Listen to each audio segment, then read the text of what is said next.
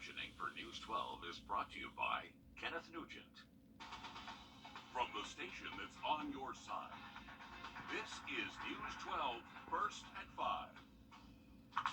7 people injured in a series of connected shootings across North Carolina overnight, and police are still looking for a suspect. Plus, early voting in South Carolina was supposed to start today, but with a new bill signed into law, voters will now have to wait until the end of the month. But first, major developments in a South Carolina missing person case from 2009. Today, investigators in Myrtle Beach found the body of Brittany Drexel and charged a man with her murder. Raymond Moody charged with Drexel's murder and kidnapping 13 years ago, back on April 25th, 2009. The body just discovered last Wednesday, only 33 miles from where she went missing. The why may never be known or understood, but today, this task force can confidently and without hesitation answer the rest of those questions along with the who is responsible.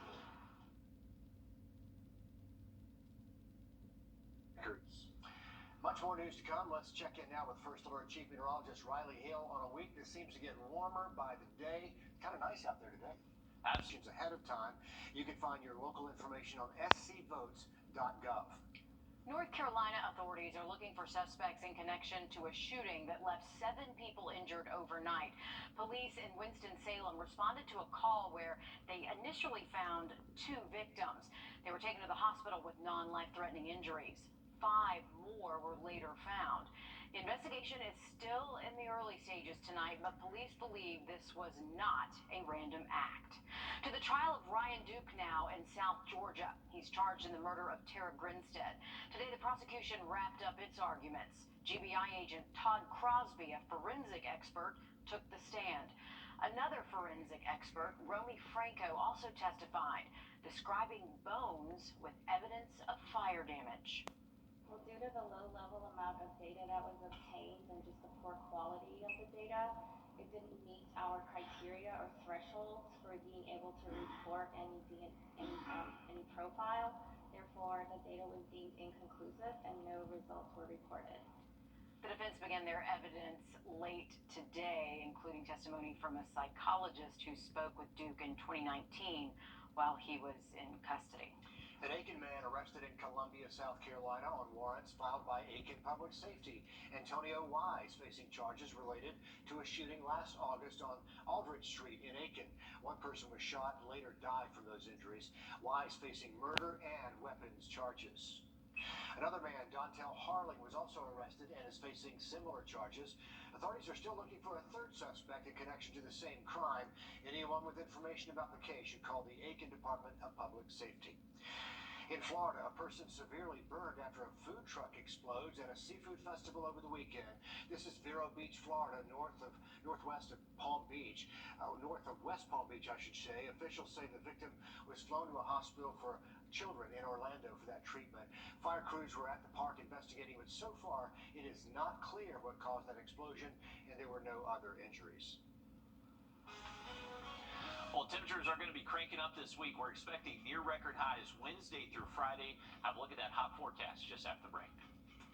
Plus, a rare type of sea turtle busy nesting along the Georgia and South Carolina coast. News 12 First at 5 continues in just a couple minutes. Rare loggerhead sea turtles are busy digging nests and laying eggs along the beaches up and down Georgia and South Carolina's coastline. Wildlife officials have reported seeing dozens of nests since the unofficial start of nesting season on the 1st of May. So far, Georgia has seen more than 50 nests, and South Carolina has seen at least 47. 2 years ago was a record-breaking year, so it's a definite possibility that this is going to be a high year. Loggerhead sea turtles can get big, really big, growing up to 375 pounds. They're listed as a threatened species protected by federal law.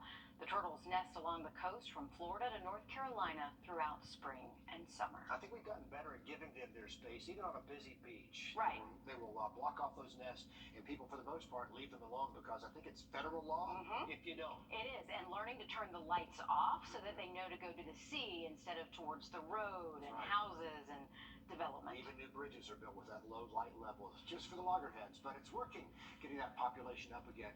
Live look now at downtown. Brian Kemp. Imagine you are roaming the streets of Venice in Italy.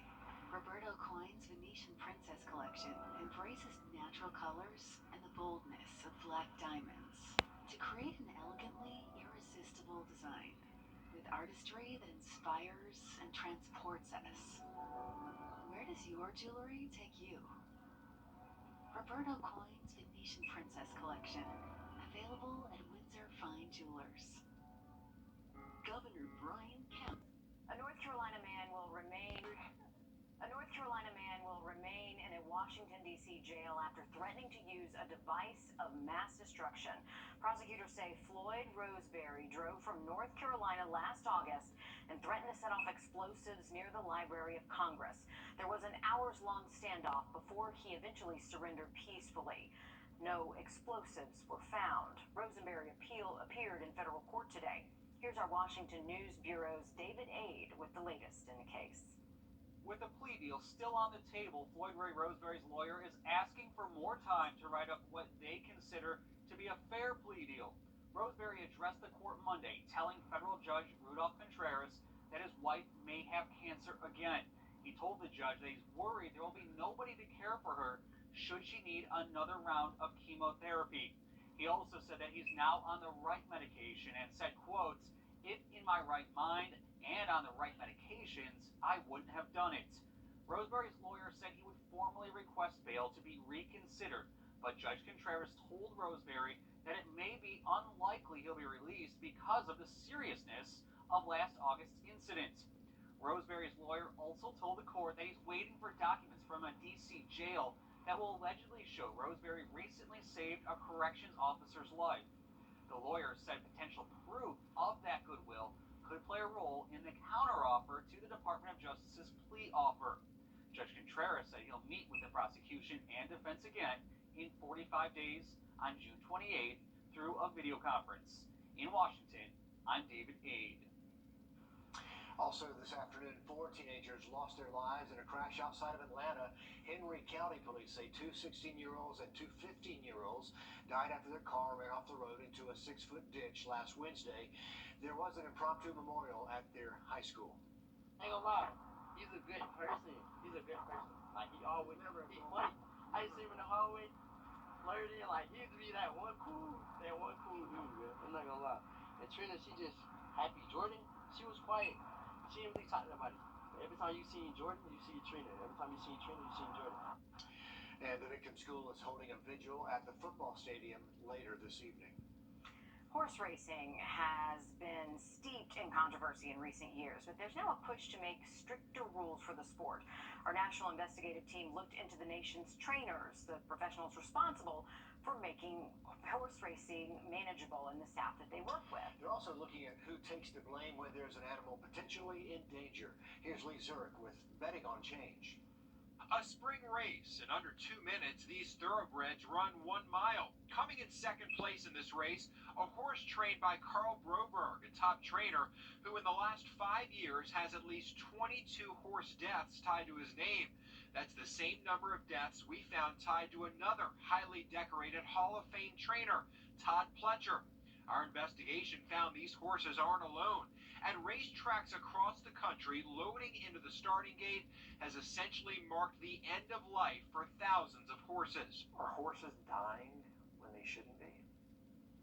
I think horses are running when they shouldn't be, and that could result in a fatal injury. We gathered fatality records from across the country and uncovered in the past 5 years, state racing commissions have tallied more than 4,000 racehorse deaths, most the result of broken legs. Many of those horses died during or just after a race, others while training.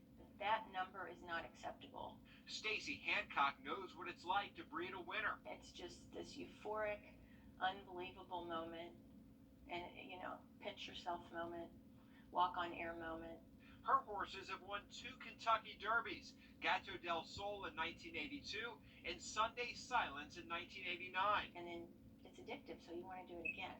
But in her decades on the front lines of the sport, she says the true addiction has been to trainers giving their horses unnecessary drugs. Is there a drug problem in horse racing? Yes, there's a drug problem in horse racing.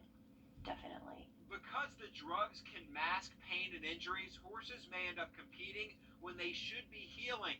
And Hancock says those drugs have likely led to the large amount of deaths across the country.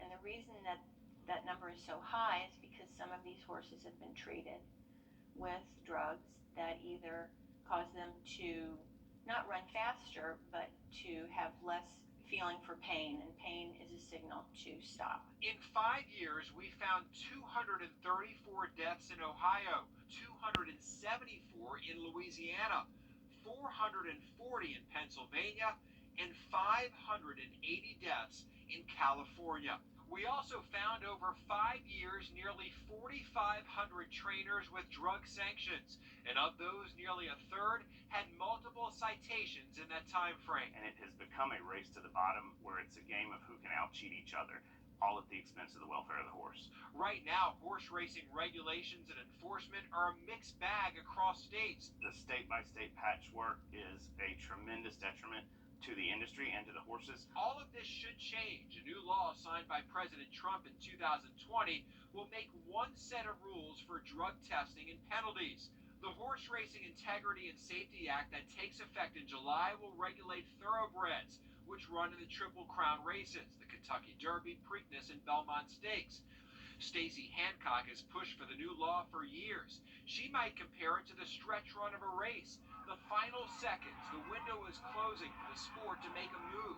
She worries if it doesn't rid itself of drugs, horse racing could be finished. And I think we can, bring our sport back to where it was during the days of Seabiscuit and Man of War, when it was the #1 spectator sport. And by the way, the trainers mentioned in the story either declined to comment or just simply did not respond. Well, we just got done with a beautiful...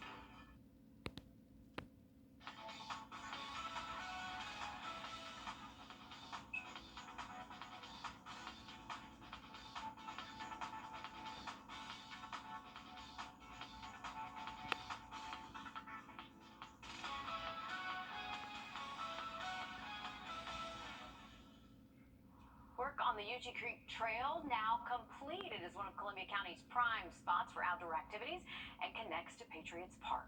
Plenty of sunshine to get out there and enjoy the trails if you're willing to brave the heat. But Riley, I think I like that the most about these trails. Most of them, like the Greenway in North Augusta as well, they're shaded. Yes. Absolutely. Those trees make a big difference in the summertime. And fairly